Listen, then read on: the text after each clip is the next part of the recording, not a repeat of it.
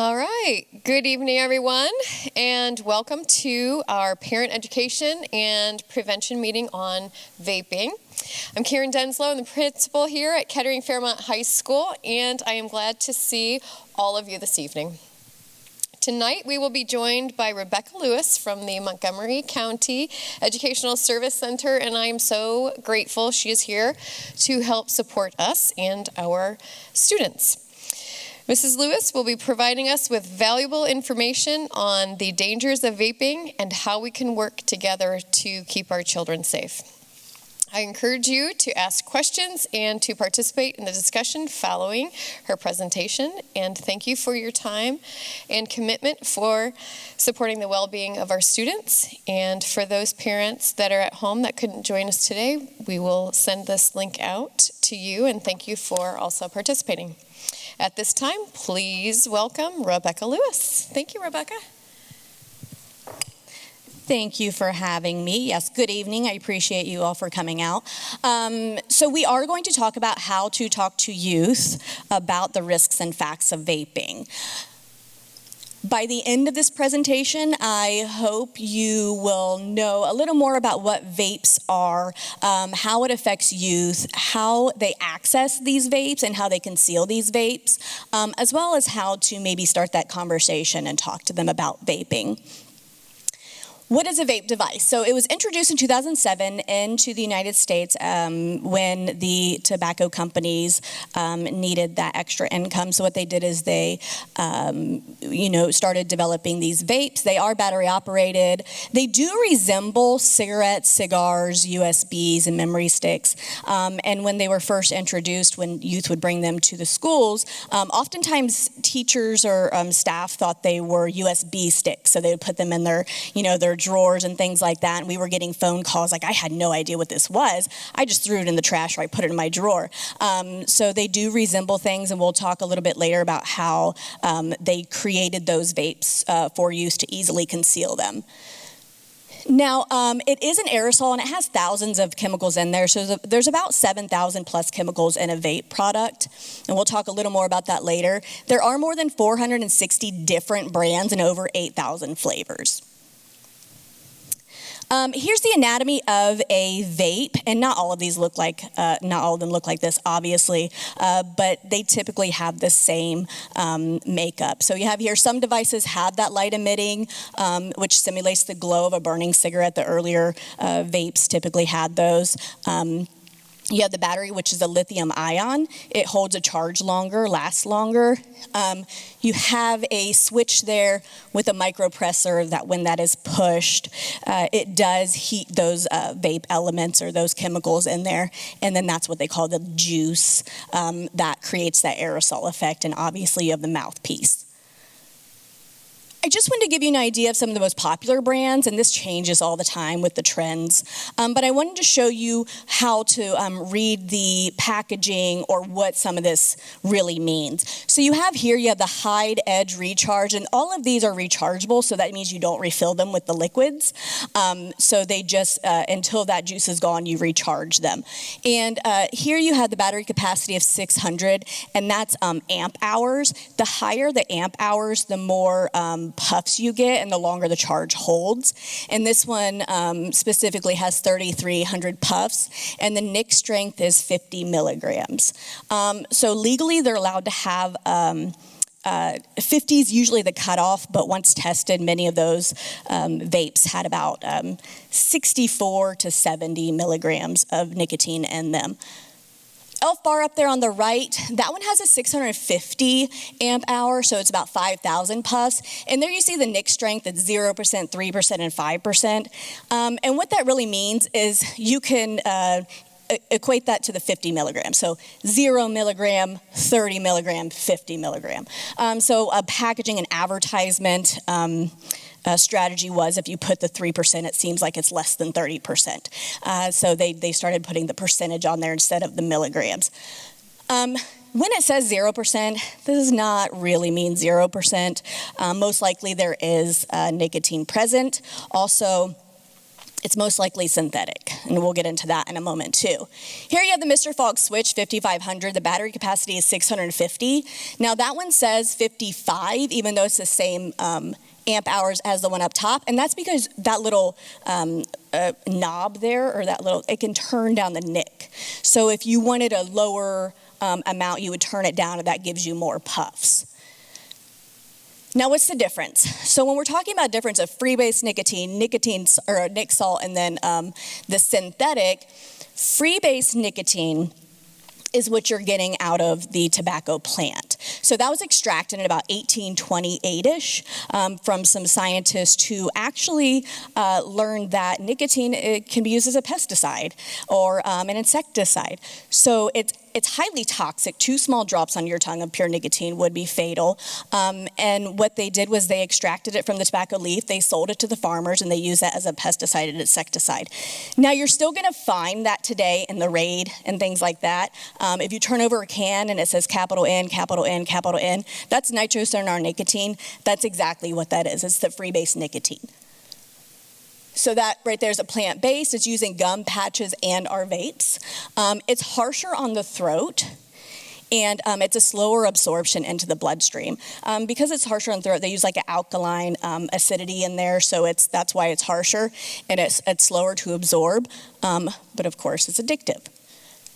Now, when we're talking about nicotine salt, they discovered in 2015 that if you add the benzoic acid to the nicotine salt, you're actually going to have a smoother experience with the vape, and it's going to have a more intense flavor, and it absorbs faster into the bloodstream. So they're getting that nicotine high quicker than with a typical cigarette.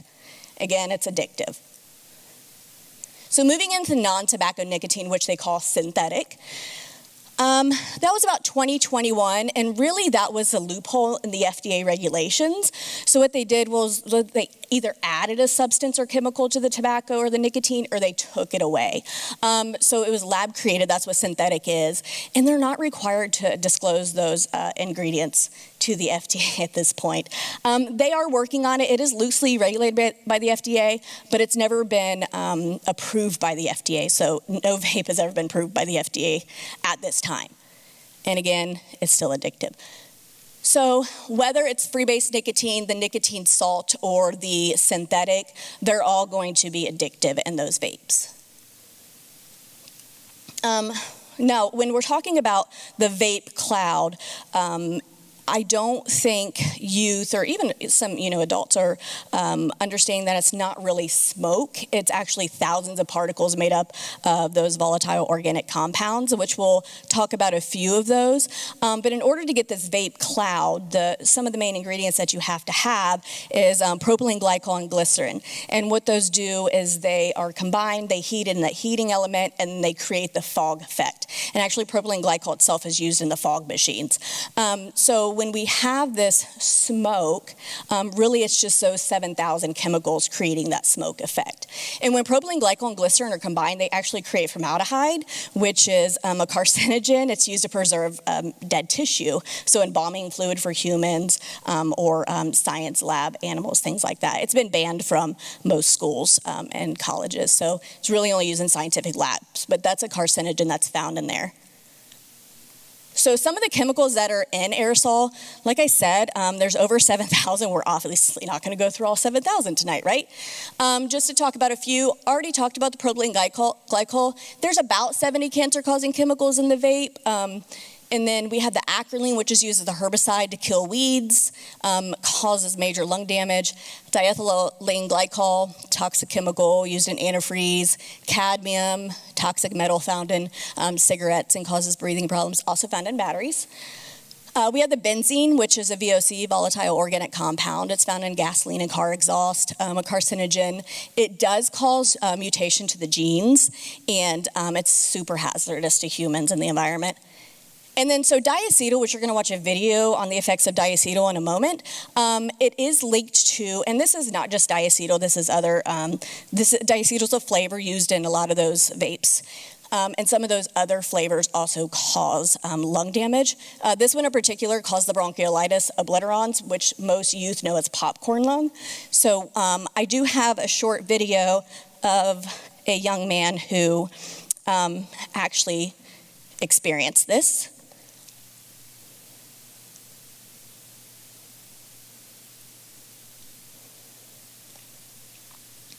Our GMA cover story now, a teenager who underwent a double lung transplant after vaping is now telling his story as a warning to others. Paula Farah sat down with him, and this is quite a story. Good morning, Paula. Quite a story he has. Good morning, Robin. Good morning, everyone. Daniel Ament was a healthy high school student who loved to sail, swim, and run. Then he started vaping. His doctors say his lungs were destroyed beyond repair. This morning, 17-year-old Daniel Ament is recovering from a double lung transplant, believed to be the first related to vaping. About how often were you vaping? Maybe a few times during the day, but like at lunchtime if I was with people, but it would only be like hitting it once. Do you buy the vaping pens? I never bought one. It started off just whenever I'd be with my friends on the weekends, I would just hit theirs. He began vaping in December of 2018 using mainly flavored cartridges and occasional THC pods. And in early September, he started feeling ill. I had a really bad headache. That was my main thing. And I just felt really sick. His mom, Tammy, had an idea the illness was vaping related. On the way to the hospital, I said, are we still going with the fact that you've never vaped or you don't vape? And he said, maybe. Daniel didn't come clean until he was admitted to the hospital. It's really frustrating, and I know that the kids, I think they cover for each other. Once in the hospital, he rapidly declined and was put on life support for 29 days. When they're telling you what happened and that you were days from dying. Yeah, that still hasn't really processed yet. It's really hard to believe that that happened, but everyone's told me that one day they just said he has a 10% chance to live. On October 15th, after doctors told his family death was imminent, Daniel was given a double lung transplant. In these dramatic before and afters he shared with us, Daniel's lost over 40 pounds. He showed us the surgery scars on his neck and across his chest. When the doctors told you that this was because of vaping, you were skeptical. Yeah, I didn't really believe it at first. It just didn't make sense because why didn't it happen to other people that had been vaping for years? Why didn't it happen to someone else close to me that I was hitting their stuff? So how did the chemicals affect me and not them? This is your new normal. He says while he is grateful to be alive, his new life is forever altered. Like I have to take over 20 medications a day. I have to wear a mask in public for at least a year. I can't travel for a year. Opportunities that I would have had before, like going in the military, I can't do that anymore. You feel like you've been given a second chance? Yeah, for sure. And I want to make the most out of that and make sure no one else makes the same mistakes I did. And Daniel's lifelong dream of being a Navy SEAL won't happen now because of the transplant, but he's using his voice. He's launched a nonprofit called Fight for Wellness. He wants to advocate for other youth in the country to warn them about the dangers of vaping. But, you know, so often teens are lying to their parents about it. He lied to his parents until they got to the ER, but they'll talk to one another about it. Oh, and hopefully they're going to be listening to him. Yes. And his message. As you say, take your mess. Make your mess your message. Yeah, exactly. And he's doing just that. Yep. All right, Paula, thank you very much. Well, hey there. So just to share one experience with what vaping has caused, and he mentioned, vaping with others. In an article I read, he had not purchased his own. He had only been vaping with friends on occasion. As he mentioned, why didn't this happen to my friends? Why was it just me? And a lot of times I explain to my youth that I work with, it's really similar to if somebody is allergic to peanuts, right? And the other person next to them is not or allergic to strawberries. We can be allergic to some of these chemicals because it's not regulated. We don't know what some of these chemicals are. Chemicals change from vape device, to vape device. So we just don't know how our body is going to react from those chemicals. So when it comes to youth and vaping, about 3.6 million youth have reported using e-cigarettes or vapes, and this is the most commonly used tobacco product, so I guess I should say nicotine product, among middle and high school. So it breaks down to about 1 in 5 high school students and 1 in 10 middle school students have reported using on a daily basis. The vape, this is a little surprising to me, and this still has, even though I've seen this hundreds of times. And I kind of want to break down one of the reasons why this has occurred.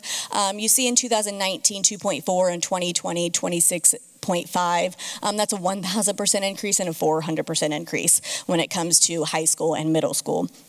One of the reasons I talk with my youth, again, when we're talking about advertising, when it comes to vaping and tobacco products, youth are more vulnerable when it comes to the brain and more susceptible to addiction and more susceptible to the advertising that these companies are putting out there. One of the reasons is in 2020, obviously most of us were sitting at home and typically streaming our favorite shows. These companies are really smart and they do want to target youth in a sense to where they sent their research out and they said, hey, I don't want to get sued, but you know what streaming devices there are. They said, hey, what shows are your 14 to 24-year-olds watching? All right, so what they did is they said, well, we would like to place our products in those shows. So when they would place those products in the shows, youth were more likely to use that product because their favorite character, their favorite television show that they were streaming had that product in there. And the kids are like, oh, that's not me, whatever. And I'm like, all right, when you're driving down the street and you see McDonald's or Starbucks, right? You're all of a sudden hungry or need a coffee. Same concept. We see that advertisement, we subconsciously think we need that. So that is part of the reason why the increase was so high. There's many other reasons behind that. Curiosity, parents having vapes in the home, older siblings, things like that. So there was that huge increase in 2020. Risks of vaping, we have asthma, lung scarring, which can come from the popcorn lung and specific chemicals, organ damage, EVALI, which is e-cigarette or vaping associated lung injury, addiction, cigarette smoking, secondhand exposure, explosion. Those lithium-ion batteries have exploded, even when they're not hitting it or charging it, and then obviously, unfortunately, cancers. This is a young lady, and I won't go too far into her story. You can read it if you would like. I just don't want to, read it if you have that opportunity to. But she wanted to start a vaping campaign. And I just wanted to highlight a couple things that she had said during her interview, which may surprise some, and I wanted to highlight in the orange is the most important parts, I thought. She tried a variety of e-cigarettes, so it wasn't just one specific. I never would have vaped if they weren't flavored. I get that comment so many times from my youth that I worked with. I will ask them, if there were no flavors in the vapes, would you vape? And they said no. Okay, now, after that conversation, we go into the fact of addiction. So then they're like, oh, you know what, maybe because of I'm addicted, I may try it. But their original, response is no, I would not vape if there were no flavors.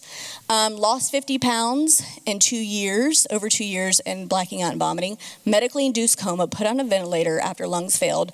Her mother was shocked to discover that her daughter had even been vaping. She said she didn't smell it. It was undetectable. It smelled like candles and bubble gum. And that's really the issue when it comes to vaping, is it's not like a traditional cigarette. We can't smell, the tobacco like we used to be able to, in the hair and the clothing. So it's really undetectable, and we can't tell if they're smoking or vaping. It didn't seem like it was hurting my lungs at all. She said, I didn't consider myself a smoker. All right, so there's a couple in there that, I really thought were important to highlight. So I just wanted to put some of those in there that she had reported. So when it comes to nicotine in the youth brain, as mentioned, the youth brain are so much more vulnerable. They're not really fully developed until about the age of 25. So, they're more impulsive and more, adventurous and things like that. They don't think things through, no offense. The process is a little bit slower when it comes to youth, and that's the way it's supposed to be, right? Or their brains are not fully developed. So they do have, it can disrupt that formation, and we'll talk about neurotransmitters here in a bit, but it can affect those key receptors and making young people more susceptible to addiction. It can increase higher levels of ADHD, and then it can worsen anxiety, depression, increase stress levels. This is an argument I get into all the time with my youth who vape or smoke. They are so convinced that their smoking helps with stress, anxiety, and depression. And I give them a little bit of leeway, and I said, I understand that first initial hit, yes, right? You're stressed, you need that hit, you start to calm down. And then we discuss the neurotransmitters and dopamine. So breaking this down, they're like, oh, you know, I get it a little more, right? So we're talking about the dopamine, which is our happy chemical. We want dopamine in our brain. We want it to naturally occur. Our brain is always leveling out the chemicals in our body. So this is where the dopamine receptors come in. You have a normal functioning dopamine, normal functioning neuron on the left here, dopamine receptors. And what that is, the red bubbles, is the dopamine that's naturally being created. When we put a substance into our system, and this shows nicotine, but that's really any substance, it hijacks our reward pathway. So what it's doing is it's hijacking that reward pathway, and it's making our brain think that it's really good for us. So what happens is it creates a fake dopamine. So you see the yellow bubbles there is the nicotine. That's the fake dopamine. The red bubbles is the naturally occurring nicotine. So that's where you get that, relaxed feeling, like feeling stressed. I'm going to hit that cigarette and or vape, and I feel much more relaxed because you get that increase of dopamine, but it's not real dopamine. So your brain's like, okay, time out, too much dopamine. So it's essentially going to quit creating that dopamine or make less dopamine. So then you have on the right side the reduced receptors, reduced dopamine, and in that moment you're feeling more anxious, stressed, or depressed. So in reality, substances increase stress, depression, or anxiety. What to look for? Here, and some of these, I don't know how I feel about some of these, but I'm going to go through them anyway. I really probably need to weed some of these out. Social media content, technically, if they're under the age, if they created their social media with the correct birth date, they're not going to see too much social media campaigns when it comes to vaping. They're going to probably see more Truth Initiative, which is anti-vaping. However, YouTube and things like that, they're not regulated as much, so you might see more of that content on there. Increased thirst, frequent or new nosebleeds, increased irritability, especially during breaks from school. I would say that's probably,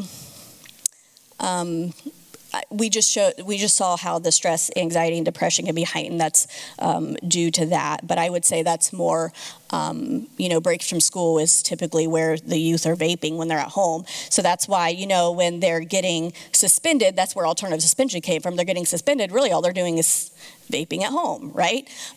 So nighttime cough that doesn't go away, blisters on fingers or mouth, strange USB or electronic parts in pockets, trash or backpacks, and I'm going to show you a few devices here in a bit that you may not even realize are vaping devices.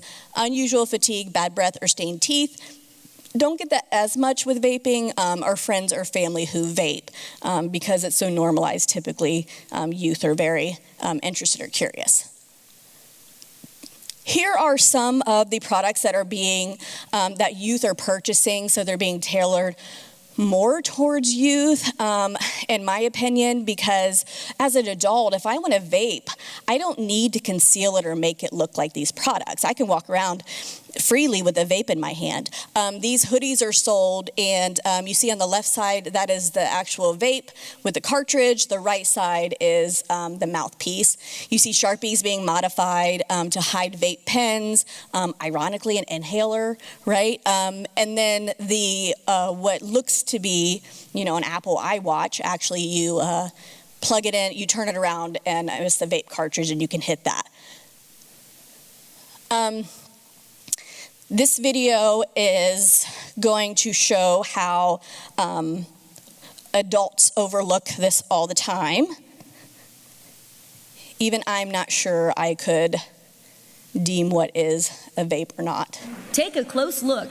This student is outfitted with vaping devices, but you can't see them. Why? They're designed to look just like normal school gear, for sale online and in vape shops, giving kids new ways to hide their vaping habits anywhere they go, including school. It's rampant. I think every administrator who has a middle school and high school are grappling with vaping issues. Superintendent Melissa Varley oversees the Berkeley Heights School District in New Jersey. It's virtually undetectable. We don't know if a student is vaping in a classroom. So would you know what to look for? We're taking over a classroom at this high school. It's filled with student volunteers. Thank you, guys. We're going to plant these hidden vaping devices and bring in teachers and parents and see just how well they do at spotting the vape. I get to work. Here's one that's designed to look just like a black marker. stashing stuff all over the classroom. So this guy looks like a USB. It's not. It's a vape. And on students, too. Sophia looks like she's just wearing a regular hoodie, but underneath, a vaping device. Some vapes even look just like school supplies. Looks just like a pen, but the vaping device is inside, and you can write with it. Time to bring in our volunteers. I'm Vicki Wynn with the Today Show. It's nice to meet you. What's your name? Miss Moretti. Okay, Miss Moretti. Yes. We want to know if you can spot the vape. So, we have outfitted this classroom with vaping devices. Look high, look low. You ready? I think I'm ready. You get 1 minute. Okay. All right, here we go. She spots a couple of them, That device that Dom's got there, but breezes right past most I think that could be. before time runs out. And that is time. How many of you had a vaping device that she spotted? 3 items. Not bad. How many of you actually have vaping devices? But she missed 11 of the 14 items we hid. It's scary. Because it could be just in plain sight. Some teachers spot a couple of the more obvious ones, That looks like one, too. but most miss the harder to find items like this watch. Sam is wearing what looks like a smartwatch, but if you press this button, this part comes out. You can fill this with nicotine, and it's an e-cigarette. It blends in, so nobody would ever know. All 5 teachers missing this vape backpack. This one's got a hidden device right here in the strap. And I'm a hiker. I mean, this is the first thing I would think of as be a camelback, so that we can get water through it. And the hoodie. I think it's ingenious marketing, and I'm a little frightened. This could be happening right under your nose. Absolutely. It could be happening in my house. I have a 15-year-old. Wow. So now, no hoodies. Even this school aide, a retired police officer, missing the watch and pen. Very disheartening that there's so many out there that the kids can get access to. What about parents? Will they do a better job spotting the vape? I think that's a vaping device. Not this group. He was writing with a pen, but inside the pen... Got me. All right, I'm gonna go home and check pens.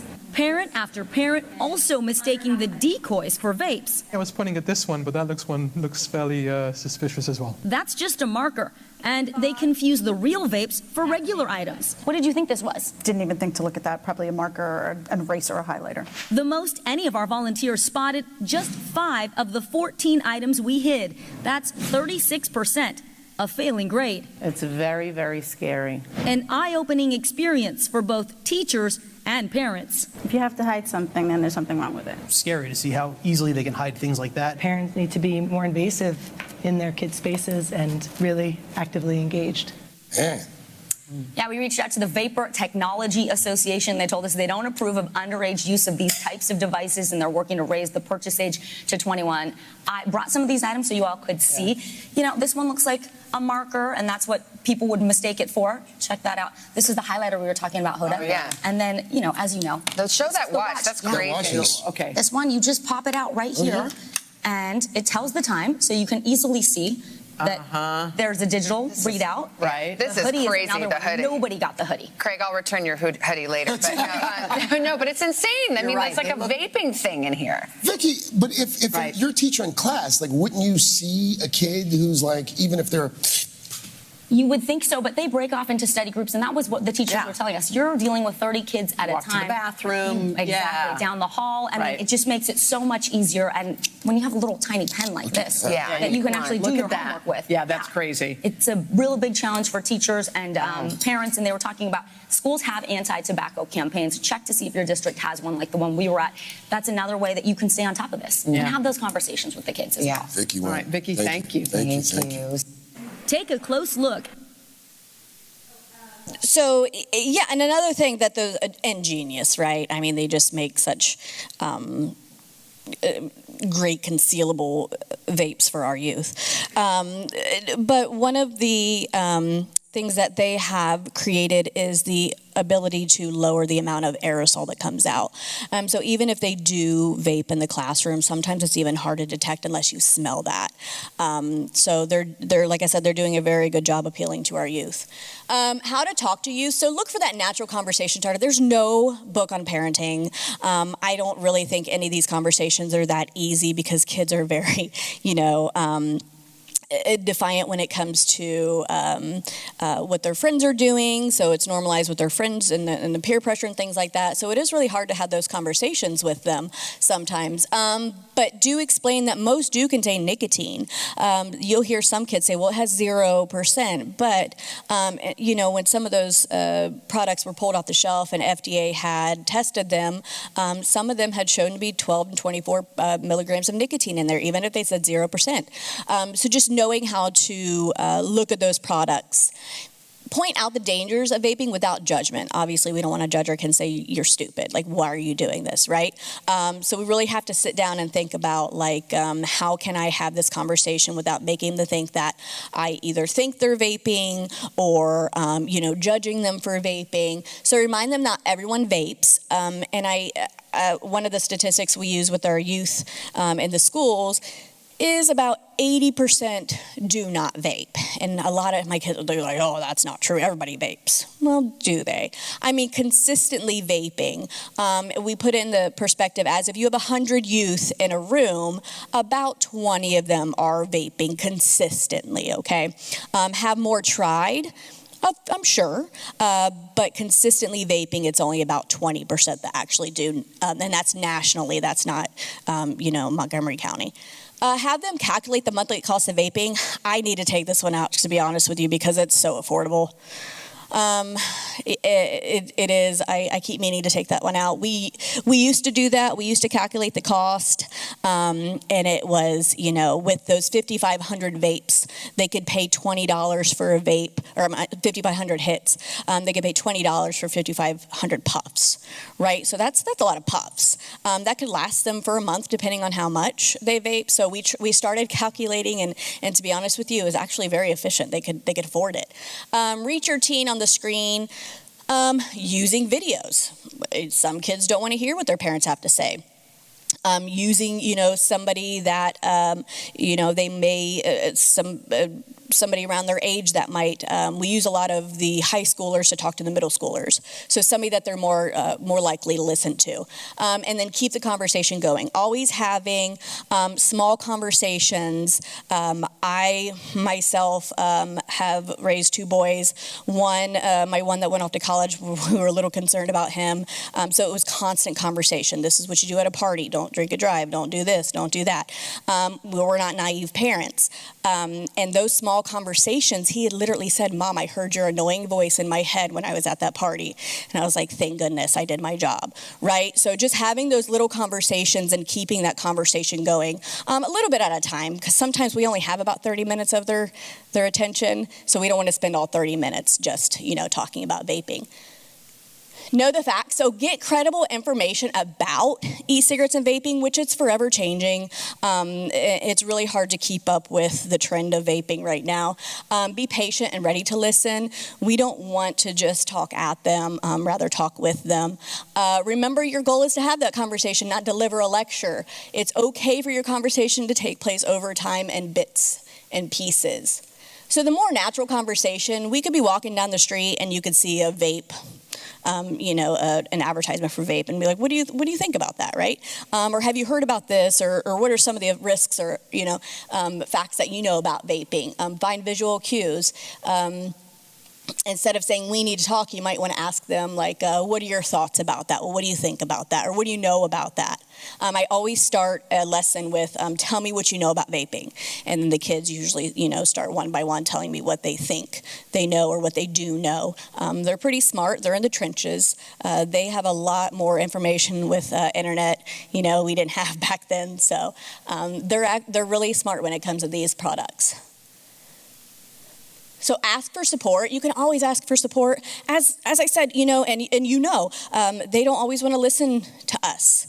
So asking for that support or having your teen maybe say, who would you prefer to talk to about this, right? A school counselor, a coach, a pediatrician, their cousin, aunt, uncle.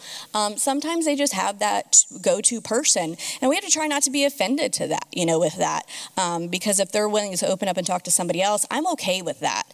Yeah, it might hurt my ego for a second, but I'd be like, by all means, go have that conversation with somebody, right? My son always turned to his coach. I had to not be jealous about that, but I was like, he's having more conversation with him about this than I am, and that's fine. Suggest that your teen talk with a trusted adult, relative, just mentioned that. Provide and talk to your teen about risks. Answer their questions. Science shows teens really want to know why. Well, kids in general just want to know why. So I remember growing up, they would say, don't do drugs. Well, why? Right? Like, what effect is it going to have on me? So I like that we're really getting in there and explaining to them the brain matter and things, the science behind why we shouldn't be using substances such as nicotine. So just having those conversations with ingredients and what they can do to parts of your body, knowing that brain is still developing, their little brains are the most vulnerable. So they're going to be more vulnerable to that nicotine and the advertisements and things like that.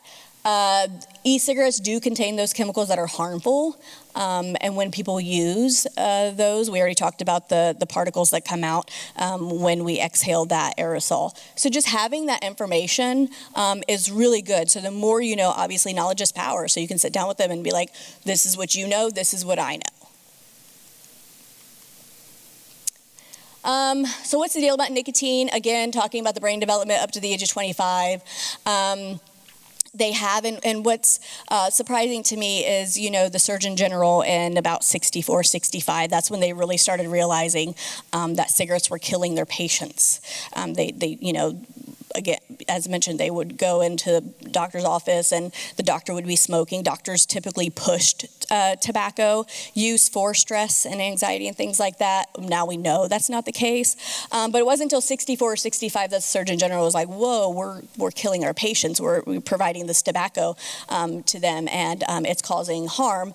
And then it wasn't until 94, 95 that they realized that nicotine was affecting the brain development. And then it wasn't until early 2000s where they really realized that secondhand smoke was harmful. So just knowing what it's done to us over the years, it took many, many years for that research on tobacco, and vaping's really still fairly new. So I always share with my youth that I'm working with, like, we're just guinea pigs when it comes to vaping. It took hundreds of years for us to understand what tobacco did to our bodies, and now it's going to take many years for us to understand. Research is much better now, but we're just guinea pigs right now, waiting to see how it's affecting our body. Nicotine can even train your brain to be more easily addicted to other substances, and that's where we go back to the neurotransmitters and the dopamine receptors and the reward pathway. So a lot of times you'll hear like, well, marijuana is the gateway drug. Well, in reality, nicotine can be the gateway. It does the same thing as marijuana or any of those substances do. So we can have that conversation as well. So we do get this question a lot. Are e-cigarettes or vapes safer than conventional cigarettes? And I will say they do have some similar chemicals, but they also have different chemicals in there. And I will say that it's not safer to vape than smoke because you have those different reactions to those substances. But if you're already vaping or smoking, going back and forth, it's not that much of a difference, really.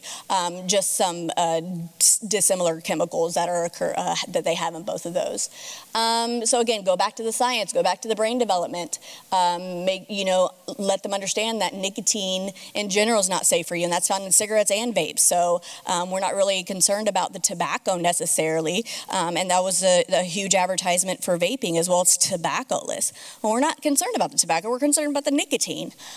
So I think that's a misconception that some youth just don't understand as well.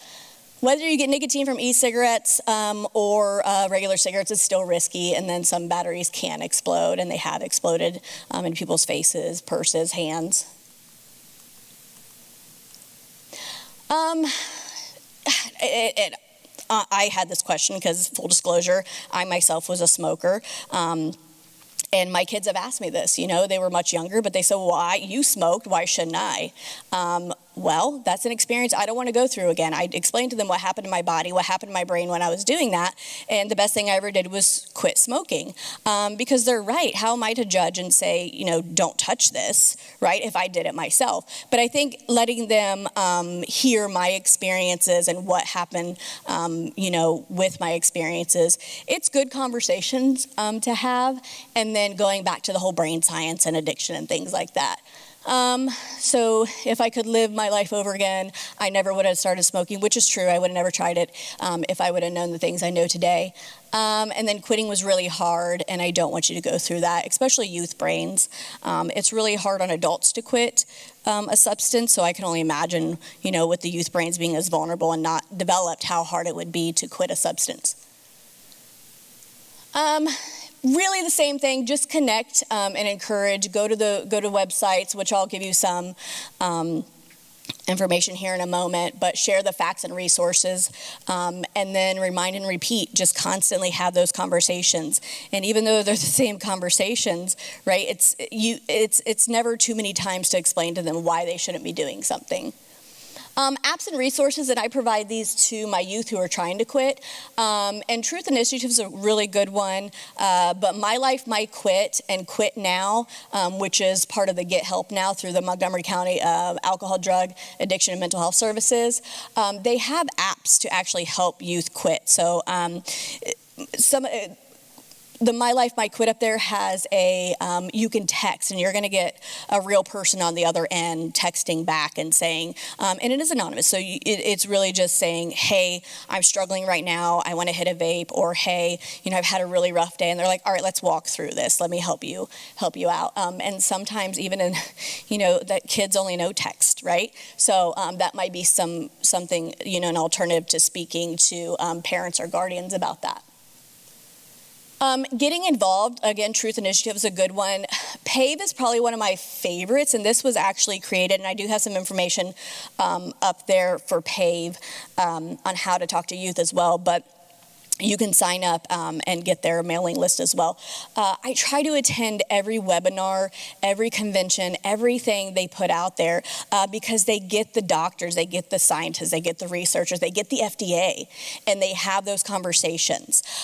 So if you go to PAVE and you sign up, you're going to get those that information as well. And they always have the most up-to-date. And it's called Parents Against Vaping E-Cigarettes. And this came about when Juul came into the schools asked Juul to come in, and if you don't know Juul, it's one of the biggest vaping, was one of the biggest vaping products sold out there. They had asked Juul, high school, said, can you come in and talk to the kids, risk about vaping?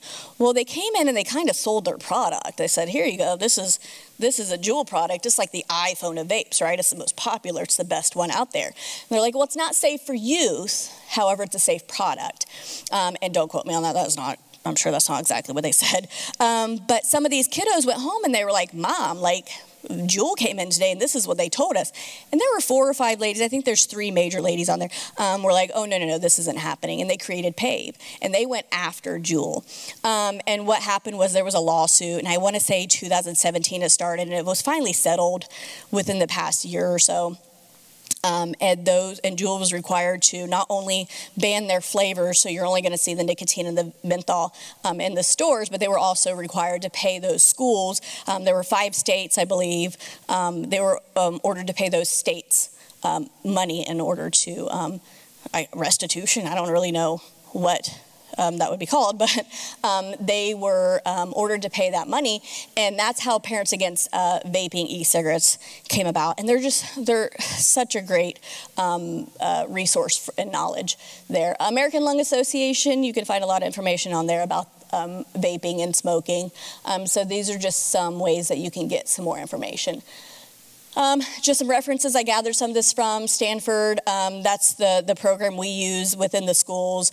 Very visually appealing, has a lot of good information for youth.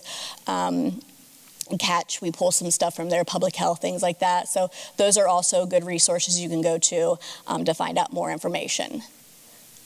Any questions? Yep.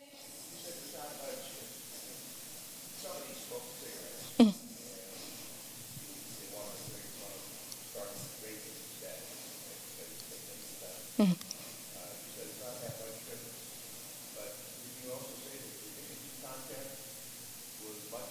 Yeah, in the beginning it was not.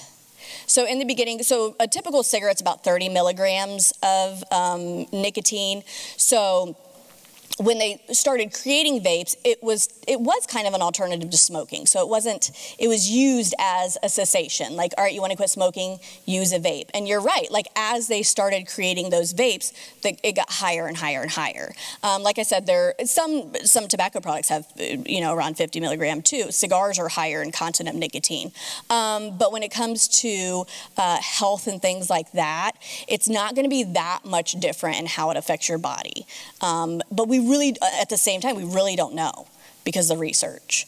Like the American Lung Association will say, vaping is not safer for somebody that's already smoking. And it's really, really weird how they say it. Vaping is no safer than somebody that's already smoking, but for somebody that's not, vaping is not, it's a risk. It's not healthy. So yes and no. Like originally, vaping wasn't as bad as smoking because those had lower content. As they develop more and more and more, now can be up to 74 milligrams of nicotine in some vape products. And those are just, not all of them are that high, but some of them definitely are. Oh, that's really hard to. Because most of the time you can't smell it if there's marijuana in there. Usually when we're called out, some schools will test it to determine what program they're going to take. But unless you test it or smell it, they can put it in their vapes. Now, I will say when they have the carts, those look a little different because they look more like a pen. So they call it a dab pen. And some also consider the dab pen that almost looks like a bowl or a pipe. So depending on who you're talking to, but the carts look more like pens, but they can put it in any vape juice, unfortunately. So you just have to get the THC and stick it in there. So unless you test it or smell it, it's kind of hard to determine if it's in there. Or test the youth who's using it or person using it. Good questions. Anything else? I know. But typically synthetic. So when they say 0%, it's typically synthetic, so it's not really 0% because you're still getting the addictive chemicals in there, whether it's nicotine or not. So what they do, kind of like how they added the benzoic acid in there to make the salt nic, they kind of just add another chemical in there. And when they're adding or subtracting a chemical, that's synthetic because it's lab made. And then, like I said, they're not required to provide those ingredients to those assessing it. So when there was the vape juice pulled from the some of those gas stations that says 0%. If you turn it around, 0%, it's most likely still going to say, which is required by the FDA, this product contains nicotine, which is an addictive substance. Even on 0%, they're going to list that because most likely there's going to be 12 to 24 milligrams of nicotine in there. It's just loosely regulated by the FDA. Now, cigarettes are regulated. So they can only have a certain amount of the chemical ingredients, things like that. Vaping's not regulated. And a lot of the vapes are coming over from China anyway, and they're not tested. And they have different regulations when it comes to what they create over there. So it's really scary. So anything else? I do have some information up there as well about the ESC, and my card is up there. So if you want to take PAVE, sign up for their mailing list. They will be emailing you, not me personally. So PAVE is a really good one to continue to get education.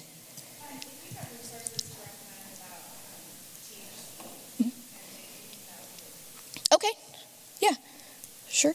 If you want to take my card, and then you can shoot me an email, and I'll connect you to whatever I have available, or even others who might be able to help you. Yep. Anything else? Rebecca, thank you. Thank you for supporting our children and our students and for keeping those conversations alive and for giving parents strategies on talking to their kids. It's very helpful, and I just want to thank you again. Thank you. All right. Thank you guys for all coming, and parents, thank you for watching at home. All right, have a good evening.